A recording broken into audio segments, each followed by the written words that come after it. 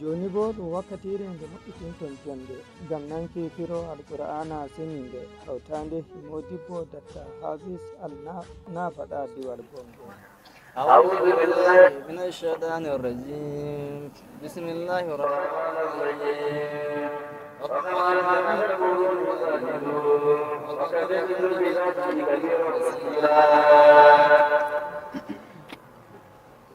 أعوذ بالله من الشيطان الرجيم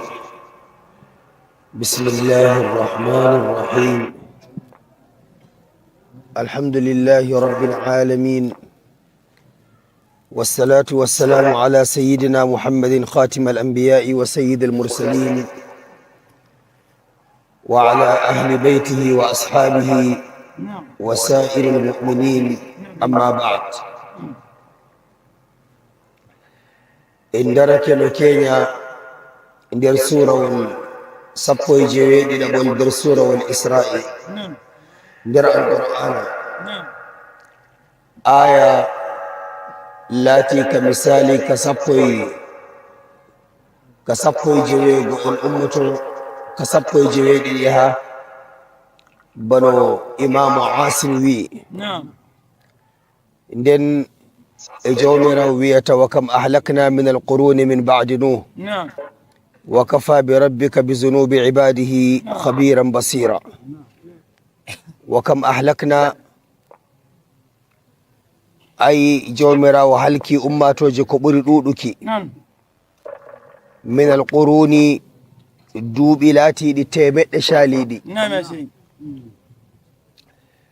تو كنجم جومرا ويتا دفو ɓaawo annabi nuhu ɗum waɗi ɓe na wayi ummatore annabi nuhu tan halka caliɓe noɗɗinki annabo en maɓɓe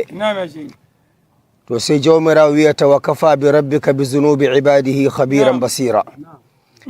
wa kafa ananina ya an annabijo muhammadu sallllahu alah wa sallam wala gaɗɗoyam min jawma lulɗoma andanki ummatoje calinoɗi e garoɗi ngamma ko andumi misali wato jeyaɓe am no gontiri no ɓe fewniri annabo en am non bo mi andiri kuuɗe maɓɓe wala ko suuɗateyam e nder kuuɗe maɓɓe to ngamma miɗon andani ɓe miɗon yiya bo kuuɗeji maɓɓe no ɓe lutiri annabo en am min muñaniɓe bo duuɓi annabi nuhu feere muɗum wazu tan mo jooɗi emo wazoɓe ndungu misali wato 950 shekara 950 emo wazoɓe gurdam ɗam mo woni e duniya ɗam fuu majam ta hendi ɗam geɓe tati geɓe ɗiɗi e reta fuu dow wazu to ni min gadi e annabi nuhu e ummatoje ɗe min kalki amma wala ummatore min kalkata sey to nde yeddi annabo en mare sey bo min muñaniɓe duuɓi temeɗɗe man kana yuridu l ajilata من كان يريد العاجلة عجلنا له فيها ما نشاء لمن نريد ثم جعلنا له جهنم يصلاها مذموما مدحورا من كان يريد العاجلة عجلنا له فيها ما نشاء لمن نريد ثم جعلنا له جهنم يصلاها مذموما مدحورا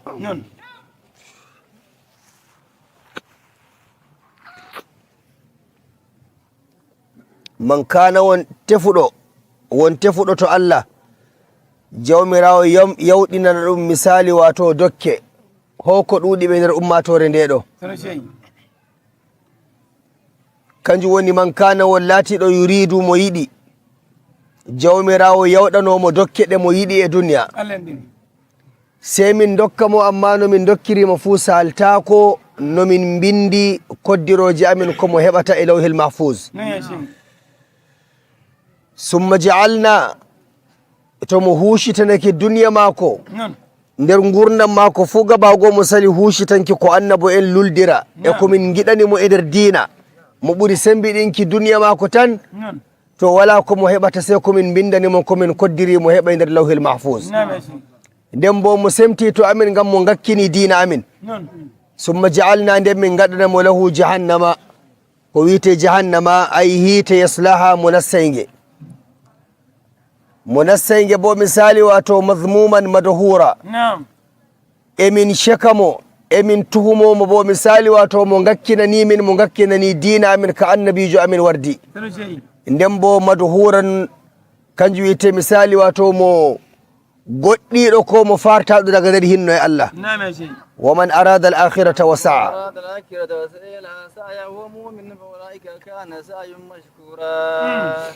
waman arada won muyuɗo al akhirata giɗɗo aljanna bona e mbar jari latindi misali ndimin tadani jeyaɓe amin hanko o bo na duniya woni yeeso mako hanko nomin jardortomo nomo yettorto nder yardu e amin nomo ɗowtirantamin ko qur'ana ngal wi'ata nomo wasorte e nder deftere nde ɗo to kanjum wiyete o kam hanko wiyete o man arada al akhirata mo yiɗi moƴƴe lahira wannimo wa sa'a mo dillini gurdam mako bo e dow tefre yardu e Allah e aljanna kanjum wiyete wa sa'a laha sa'yaha wa huwa mu'minun mo nuɗɗini bo minon ɓen tagimo bo minon umrimo mo tefa yardu e amin to kamɓe goni fa ulaika ay ɓeɗo e tawɗaɓe fuu kamɓe goni kana sa'yuhum ay gurdam maɓɓe ɓe dillidi e majam e dow no min gettirta ɓe ñande dargal min garjoroɓe e aljanna kanjum wiyete kana sa'yuhum mashkura kullan numiddu كلا نمد هؤلاء وهؤلاء من عطاء ربك وما كان عطاء ربك محظورا انظر أي مثال كلا نمد هؤلاء وهؤلاء من عطاء ربك وما كان عطاء ربك محظورا دارينا آن النبي محمد صلى الله عليه وسلم يب دنيا بن يب من دك بدنيا بو ولا كواني بإلاو الأمن إلاو اليردو أمن دنيا تنبغ دي يسو kamɓe goni heferɓe maɗa ɓe makka ɓeɗo wala ko wanni ɓe lahira ɓe daranta lahira ɓe ƴamanta lahira nden woodi woɓɓe bo nuɗɗinɓe maɓe ɗon less maɗa kamɓe bo hinno e amin e yardu e amin wanni ɓe ɓe sottata less ɗowdi maɗa an annabijo muhammadu sallallahu alih w sallam kullan ɓe fuɗiɗo no middumin dokka har min ɓedda haula'i ɓen ton yiɓɓe duniya wa haula'i ɓen ɗon yiɓɓe misali wato yardu e amin kanjum tawata nder du'a annabijo men sallallahu alih w sallama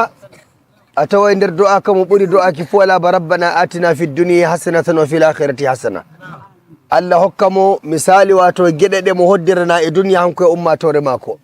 Allah bo hokka mo misali geɗal ngal kandugal e nuɗɗimɓe e kandugal e nuɗɗimɓe fu kandugal e yeɓɓe fu ɓe mo yardoto e lahira to kanjum wiyete du'a jami'u du'a e ay moɓuka kala misali wato moƴƴe fu to sey jomirawo wiyata kullan ɓe fuu maɓɓe giɗɗo duniya e giɗɗo yardu e Allah e aljanna no middu haula'i min ɓeddana ɓeɗo wa haula'i min ɓeddana ɓeɗo min ata'i rabbika nder dokke jawma ay min ɓeddana mumini en moƴƴi amin ɗe duniya min ɓeddana bo misali wato daga darajaji maɓɓe e lahira amma heferɓe e yedduɓe bo to ɓe ƴami min duniya wala momin dokkata ngam maɓɓe fuu maɓɓe ɗum jeyaɓe amin heferɓe min dokka ɓe duniya e gurdam boɗɗam to ɓe ƴami min salatako bo koddiroje ɗe min koddiranaɓe ɓe keɓata non bo mumini en kamɓe goni jaaliɓe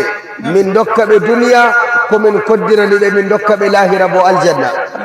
amma kefeero duniya tan min dokkata ɗum aljanna e lahira wala gueɗal to wala momin dokkata haula'i wa haula'i min ata'i rabbika daga nder dokke jawma an annabijo muhammadu sallallahu alih w sallam wa ma kana ata'u rabbika mahzura ay wala momin kaɗata dokke amin minon Allah kefeero min dokka ɗum julɗo Allah min dokka ɗum wa ma kana ata'u rabbika mahzura geddo min dokka ɗum ɗowtiɗo min dokka ɗum min ñamna kefeero min ñamna julɗo min diskina julɗo min diskina kefeero to amma hinno e amin kayi e lahira kam seyde mo amin nuɗɗinɗo min e gaɗanɗo diina amin to ni jawmirawo wiyata unzur kayfa faddalna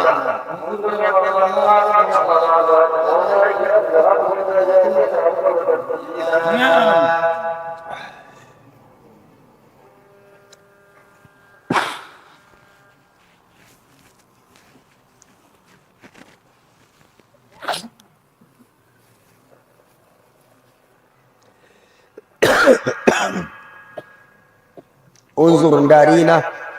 كيف نياك وني فضلنا من قرني لنسالي بعضهم على بعض دارين من قرني لنسالي واتو جيابي من الدنيا من غدي اولو مرضو جودي ولا نندي دودي راي من غدي اوبو سدادو اسيري من غدي اوبو wonko nyama ko balle didi tati ko asawere ko asawe jedidi bawta don kadi bo mo yamu tefa ko mo yama to on gina min ngadi be bo be laami be don jeyniti min ngadi be bo shuddabe asiri min ngadi be bo yakibe tokkibe nden jawmiraw yata unzur ndarena misalu no tagirimi jonde mon e jonde ngurnam mon e duniya faddalna min qurni yoga e dow yoga kanjute ba'dhum ala ba'd to ongi ka misalu mon e duniya ka ongi misalu mon e duniya o ngakki o bo buri oya to sai jawmirawi yata walal akhiratu akbaru darajat ngurnam dam lahira dam buri non min ngada beya be don der aljannaji tawdi daga on gibe dargal on andi hinno e amin e yardo e amin nder majum be goni wobbe malaika en doftata be daga nder genale mabbe har dandal dargal wobbe bo jeyabe Allah ataway jawmirawo darni jodorde godde de annura sey dum wiyabe jawmirawo wi ndoto don fellere ndedo inde non wakka to on gibe e dargal bana dargal be goni hultorande nde julbe Allah ko de bibbe adama en kultorta nyande dargal nde wala e mabbe robande dargal de fu to be ummitama der yanande wobbe ananayna no jawmirawi way sukare wa ma hum bisukara bawikibe aykin hakkilo majji ebe robi ebe miki hakkilo majji ngamma duniya wuray jam ngamma jum tawaybo jam e der yanade mum ummitama der yanade duniya wala jam lahira wala jam ummitinama yande dargal bo e robi anda e fata sai to fa'ini woddake kadi bo hoshi a warta kadi bo dillani sai to woddake e wembi anda e woni salo inna mudum heftata dum inna mum salo baba mun a heftata dum baba ma salo da sobajo ma a heftata dum mo mada tayi mo geddirta Allah ayda yikimo don kam a heftay ngamma hande dum hande yamtere to didi fumaji wobbe ni wontiri e dargal wobbe bo malaika en doftata be daga wakkati enande fecci a andina no be ummorto wala wayyo wala hande bo no be ummorto alhamdulillahi allazi adhhaba anna alhazana inna rabbana laghafurun shakur kaado be ummorto min getti Allah nde Allah robnayi min ittay hakkilo amin dillini kulol nder berde amin inna rabbana min andi jawmi min kosa ko min ngala laghafurun mujafotodo amin shakurun mo gettetedo e kondude amin to ni juldo Allah mu'minijo ummorto kanjum annabijo min sallallahu alaihi wasallama wi'ata wodi sukabe wobbe ko bo bibbe adama en wobbe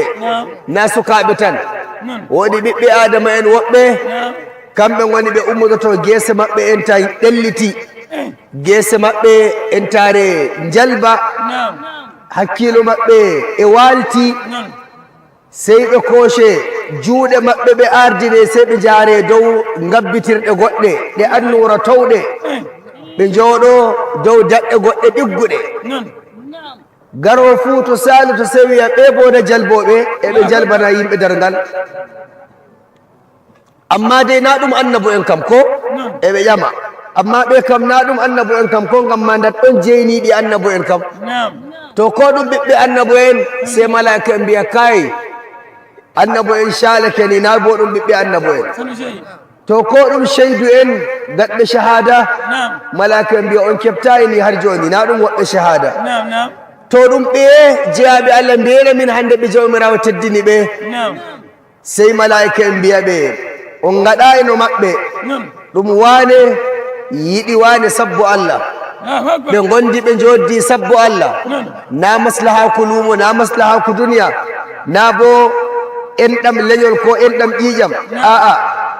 o dañama toon wala ko hawti ɓe o ma dañama ni wala ko hawti ɓe ɓe gari ɓe kawtindiri sabbo Allah ɓe giɗindiri sabbo Allah e giiɗa ɓe kawti fuu ɓe ummata ko se to ɓe ndewi Allah imamu Tabarani wiyata kamɓe kawtata dow da'ira innoje Allah wala ko hawtata ɓe sey da'ira ɓe shakata ko se to ɓe inni Allah har ɓe gurdi noon ɓe giɗindiri noon ɓe kawti enɗam e dow noon ɓe mayidi e noon kanjum jawmirawo subtuɓe holle ɓe yimɓe dargal no ɓe foti Allah waɗe nder maɓɓe to kanjum jawmirawo wiyata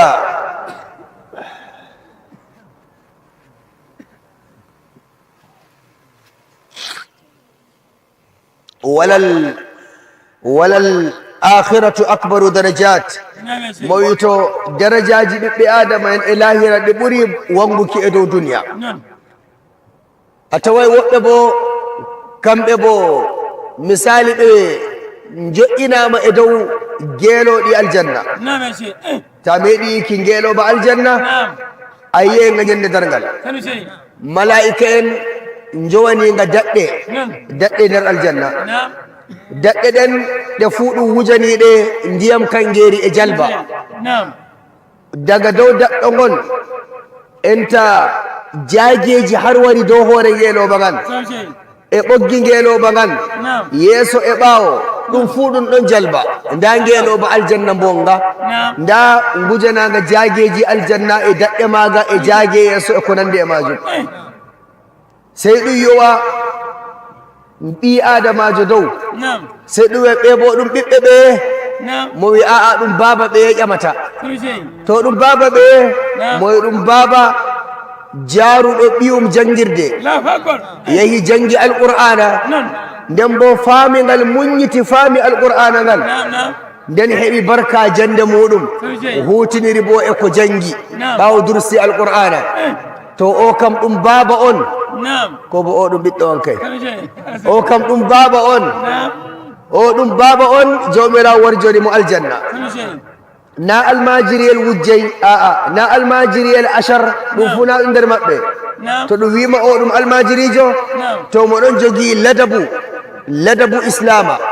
ladabu qur'ana modibbo an jangguinowo alqur'ana an andi ladabu alqur'ana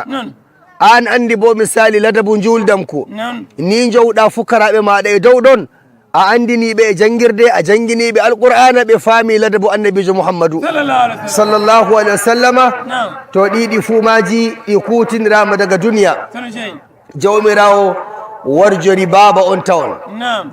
to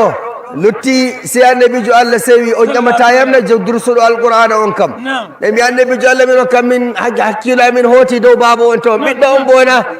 mo ɓiɗɗo on yaɓata ka fasirahi e kosgal maako ɓiɗɗo on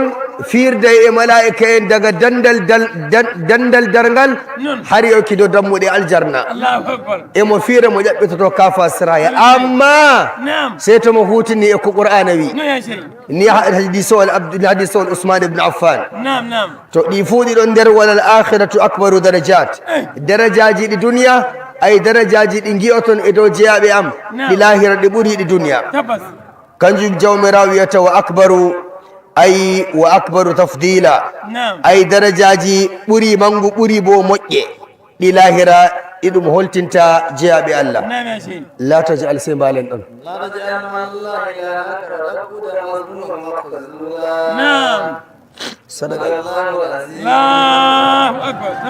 la tajal ma allahi ilahan akhara ko wiyete la tajal ta waɗu تاورتر مع الله حوتاد جومراو إلها قدو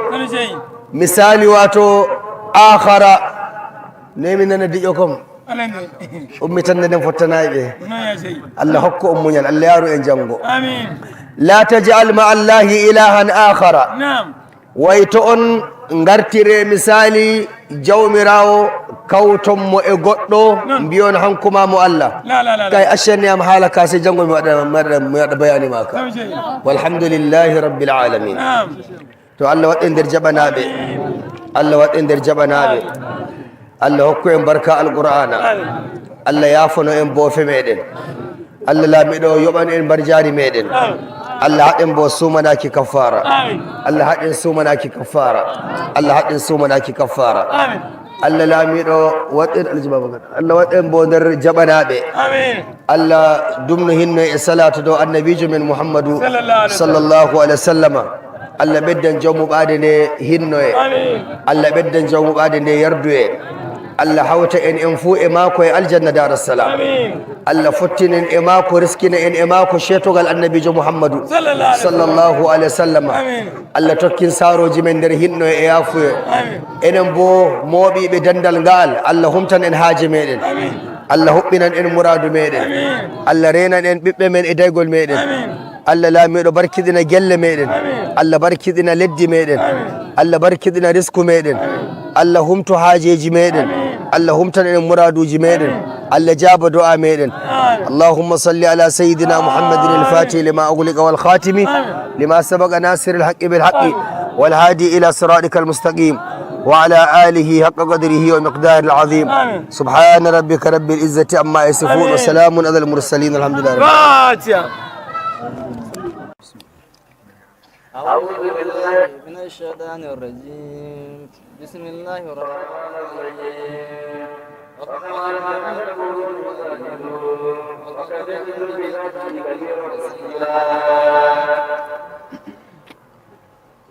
أعوذ بالله من الشيطان الرجيم بسم الله الرحمن الرحيم الحمد لله رب العالمين والصلاة والسلام على سيدنا محمد خاتم الأنبياء وسيد المرسلين وعلى أهل بيته وأصحابه وسائر المؤمنين أما بعد إن درك نكينيا إن در سورة صفوي جويد إن در سورة والإسراء در القرآن آية لاتي كمثالي كصفوي جويد الأمة كصفوي جويد إليها بنو إمام عاصم وي إن جومرا ويتا وكم أهلكنا من القرون من بعد نوح وكفى بربك بذنوب عباده خبيرا بصيرا وكم أهلكنا أي جومرا وهلكي أماتو جكبري دودكي من القرون دوبلاتي دي تيمت شاليدي تو كنجم جومرا ويتا دفو ɓaawo annabi nuhu ɗum waɗi ɓe nawayi ummatore annabi nuhu tan halka caliɓe noɗɗinki annabo en maɓɓe to sey jawmirawo wiyata wa kafa bi rabbika bi zunubi ibadihi khabiran basira wa kafa ananina ya an annabijo muhammadu sallllahu alah wa sallam wala gaɗɗoyam min jawma lulɗoma andanki ummatoje calinoɗi e garoɗi ngamma ko andumi misali wato jeyaɓe am no gontiri no ɓe fewniri annabo en am non bo mi andiri kuuɗe maɓɓe wala ko suuɗateyam e nder kuuɗe maɓɓe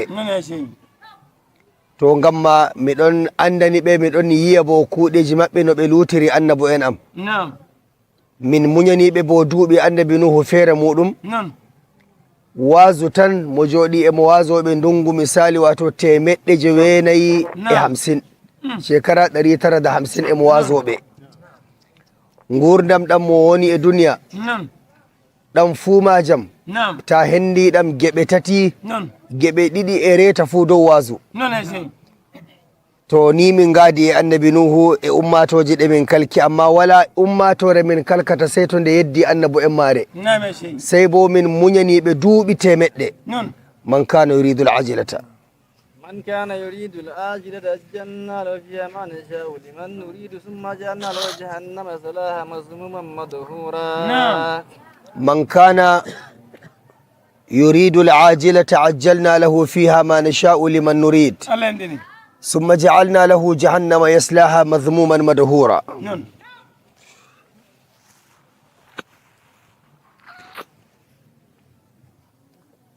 من كان wonte fuɗoto Allah jawmirawo yawɗinana ɗum misali wato dokke hoko ɗuuɗi ɓe nder ummatore nde ɗo kanjum woni man kana won laatiɗo yuridu mo yiɗi jawmirawo yawɗanomo dokke ɗe mo yiɗi e duniya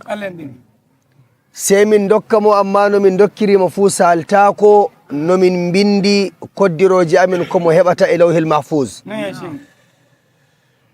summa ja'alna to mo huushitanake duniya maako nder gurdam maako fuu gabago mo sali huushitanki ko annabo en luldira e komin giɗanimo e nder diina mo ɓuri sembiɗinki duniya maako tan to wala komo heɓata sey komin bindanimo komin koddirimo heɓa e nder lawhil mahfuz nden bo mo semti to amin ngam mo ngakkini diina amin summa ja'alna nden min gaɗanamo lahu jahannama ko wiite jahannama ay hiite yaslaha munassayge bo misali wato mazmuman madhura emin shekamo emin tuhumomo bo misali wato mo ngakkinani min mo ngakkinani diina amin ka annabijo amin wardi nden bo madhuran kanjum wiyete misali wato mo goɗɗiɗo ko mo fartaɗo daga nder hinno e Allah waman arada al akhirata wa sa'a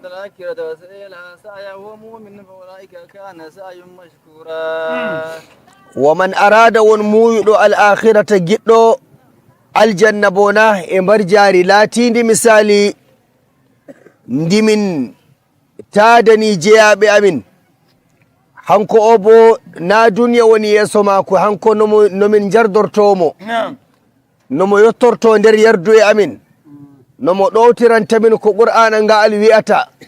nomo wasorte e nder deftere nde ɗo to kanjum wiyete o kam hanko wiyete o man arada al akhirata mo yiɗi moƴƴe lahira wannimo wa sa'a mo dillini gurdam mako bo e dow tefre yardu e Allah e aljanna kanjum wiyete wa sa'a laha sa'yaha wa huwa mu'minun mo nuɗɗini bo minon ɓen tagimo bo minon umrimo mo tefa yardu e amin to kamɓe goni fa ulaika ay ɓeɗo e tawɗaɓe fuu kamɓe goni kana sa'yuhum ay gurdam maɓɓe ɓe dillidi e majam e dow no min gettirta ɓe ñande dargal min garjoroɓe e aljanna kanjum wiyete kana sa'yuhum mashkura kullan numiddu كلا نمد هؤلاء وهؤلاء من عطاء ربك وما كان عطاء ربك محظورا انظر أي مثال كلا نمد هؤلاء وهؤلاء من عطاء ربك وما كان عطاء ربك محظورا دارينا آن النبي محمد صلى الله عليه وسلم يبقى دنيا بن يبقى من دكة بدنيا بو ولا كواني بإلاول أمين إلاول يردو أمين دنيا تنبغ غادي يسو kamɓe goni heferɓe maɗa ɓe makka ɓeɗo wala ko wanni ɓe lahira ɓe daranta lahira ɓe ƴamanta lahira nden woodi woɓɓe bo nuɗɗinɓe ma ɓe ɗon less maɗa kamɓe bo hinno e amin e yardu e amin wanni ɓe ɓe sottata less ɗowdi maɗa an annabijo muhammadu sallallahu alih w sallam kullan ɓe fuɗiɗo no middumin dokka har min ɓedda haula'i ɓen ton yiɓɓe duniya wa haula'i ɓen ɗon yiɓɓe misali wato yardu e amin kanjum tawata nder du'a annabijo men sallallahu alih w sallama a tawa nder du'a kamo ɓuri du'aki fu wala ba rabbana atina fi dunya hasanatan wa fil akhirati hasana Allah hokka mo misali wato geɗe ɗe mo hoddirana e duniya hanko e ummatore mako Allah bo hokka mo misali geɗal ngal kandugal e nuɗɗinɓe kandugal e nuɗɗinɓe fu kandugal e yeɓɓe fu ɓe mo yardoto e lahira to kanjum wiyete du'a jami'u du'a'i ay moɓuka kala misali wato moƴƴe fu to sai jomirawo ta kullan be fu mabbe geddo duniya e geddo la e geddo yardo e Allah e aljanna numiddu haula'i min beddana beedo wa haula'i min beddana beedo min ata'i rabbika nadduki jawma ay min beddana mu'mini en moƴƴi amin de duniya min beddana bo misali wato daga darajaji mabbe e lahira amma heferbe e yedduɓe bo to ɓe ƴami min duniya wala mo min dokkata ngam maɓɓe fuu maɓɓe ɗum jeyaɓe amin heferɓe min dokka ɓe duniya e gurdam boɗɗam to ɓe ƴami min salatako bo koddiroje ɗe min koddirnaɓe ɓe keɓata non bo mumini en kamɓe goni jaaliɓe min dokka ɓe duniya komin koddiraniɓe min dokka ɓe lahira bo aljanna amma kefeero duniya tan min dokkata ɗum aljanna e lahira wala geɗal to wala mo min dokkata haula'i wa haula'i min ata'i rabbika daga nder dokke jawma an annabijo muhammadu sallallahu alaihi wasallam wama kana ata'u rabbika mahzura ay wala mo min kaɗata dokke amin minon allah kefeero min dokka ɗum julɗo allah min dokka ɗum wama kana ata'u rabbika mahzura geddo min dokka ɗum ɗowtiɗo min dokka ɗum min ñamna kefeero min ñamna julɗo min diskina julɗo min diskina kefeero to amma hinno e amin kayi e lahira kam seyde mo amin nuɗɗinɗo min e gaɗanɗo diina amin to ni jawmirawo wi'ata unzur kayfa faddalna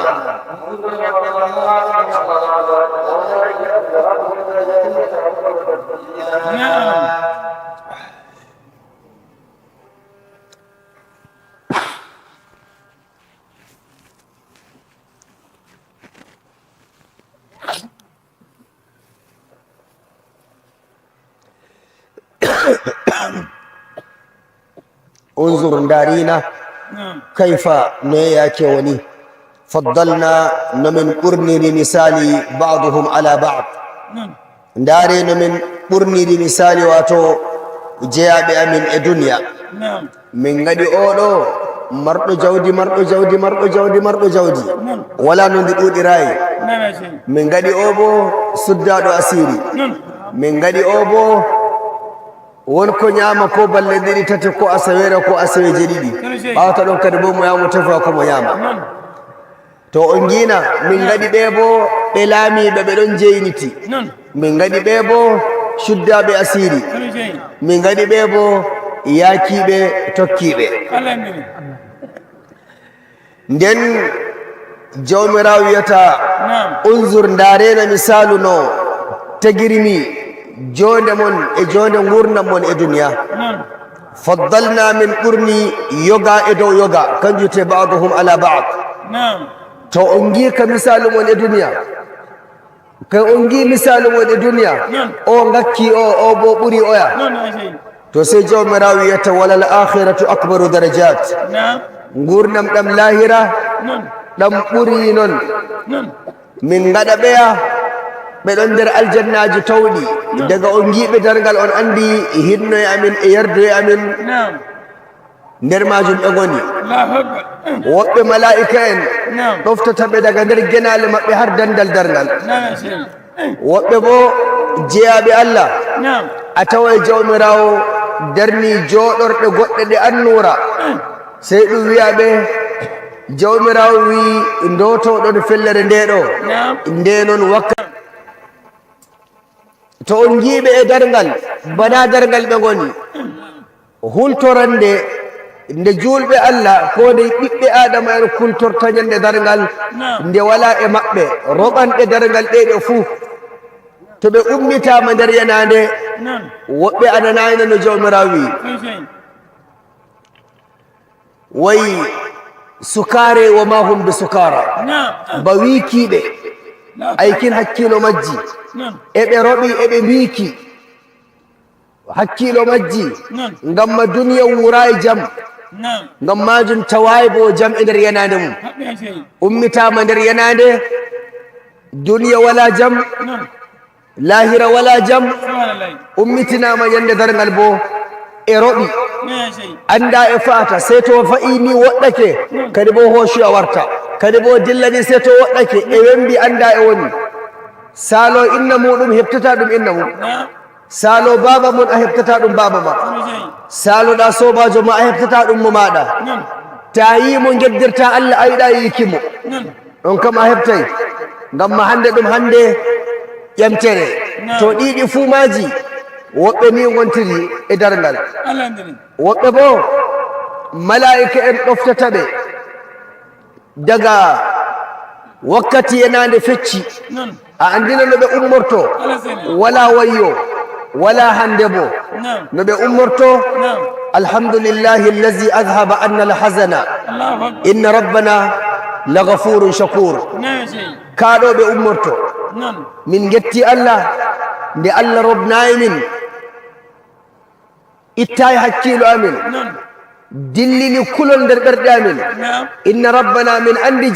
jawmi min ko sako min ngala lagafurun mo jafotoɗo amin shakurun mo getteteɗo e konduɗe amin to ni julɗo Allah muminijo ummorto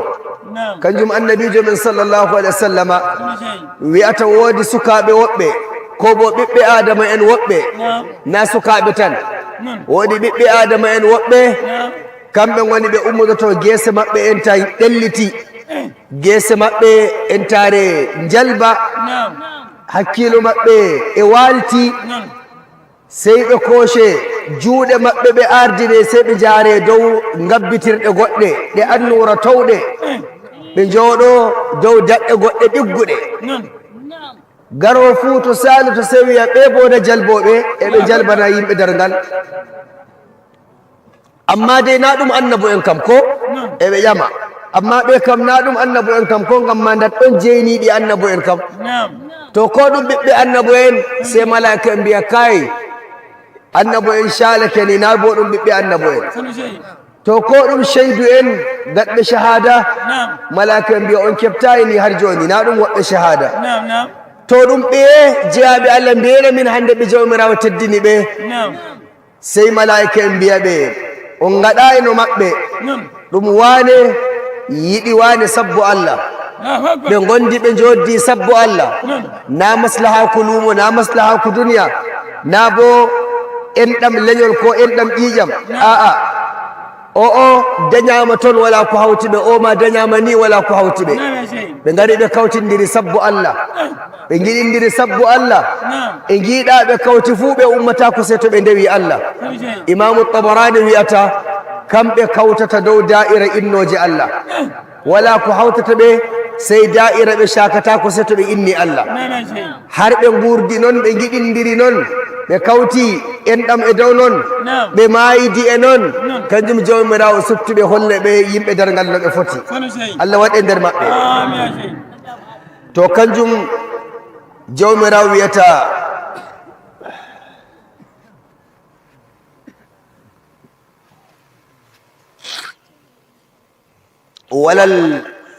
walal akhiratu akbaru darajat mo wito darajaji ɓiɓɓe adama en e lahira ɗe ɓuuri wanguki e dow duniya a taway woɓɓe bo kamɓe bo misali ɓe joƴƴinama e dow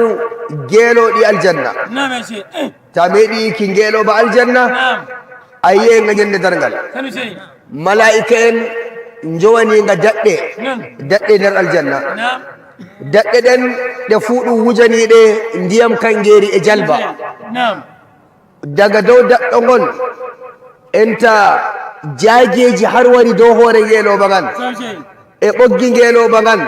yeeso e ɓaawo ɗum fuu ɗum ɗon jalba nda ngeeloba aljanna mbonga nda ngujanaga jaageji aljanna e daɗɗe maga e jaage yeeso e ko nandi e majum sey ɗum yowa ɓi adamajo dow sey ɗum ɓe bo ɗum ɓiɓɓe ɓe mo wi aa ɗum baba ɓe ƴamata to ɗum baba ɓe mo wi ɗum baba jaaruɗo ɓiyum jangirde yehi jangi alqur'ana nden bo famingal muññiti faami alqur'ana ngal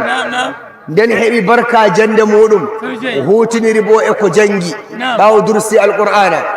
to o kam ɗum baba on ko bo o ɗum ɓiɗɗo on kay o kam ɗum baba on o ɗum baba on jawmirawo warjori mo aljanna na almajiriyel wujjey aa na almajiriyel achar ɗum fu na ɗum nder maɓɓe to ɗum wima o ɗum almajirijo to moɗon jogii ladabu islama ladabu qur'ana modibbo an janginowo alqur'ana an andi ladabu alqur'ana an andi bo misali ladabu juldamku ni jowɗa fukaraɓe maɗa e dow ɗon a andiniɓe e jangirde a janginiɓe alqur'ana ɓe faami ladabu annabijo muhammadu sallllahu alayhi wa sallama to ɗiɗi fuumaji ɗi kutinirama daga duniya jawmirawo warjori baba on tawon to lutti si annabijo Allah sewi on ƴamata yamna dursuɗo alqur'ana on kam ɓe mbi annabijo Allah min o kam min hakkilo amin hooti dow baba on taw ɓiɗɗo on bona mo ɓiɗɗo on yaɓata ka fasirahi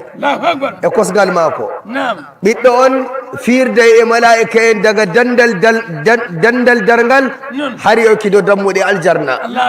emo fiira mo ƴaɓɓitoto ka fasirahi amma sey to mo hutini e ko qur'ana wi ni hadisol Usman ibn Affan to ɗi fuu ɗiɗon nder walal akhiratu akbaru darajat darajaji ɗi duniya ay darajaji ɗi gi'oton e dow jeyaɓe am ɗi lahira ɗi ɓuri ɗi duniya kanjum jawmirawo wiyata wa akbaru tafdila ay darajaji ɓuri mangu ɓuri bo moƴƴe ɗi lahira iɗum holtinta jeyaɓe Allah la tajal sey mbalen ɗon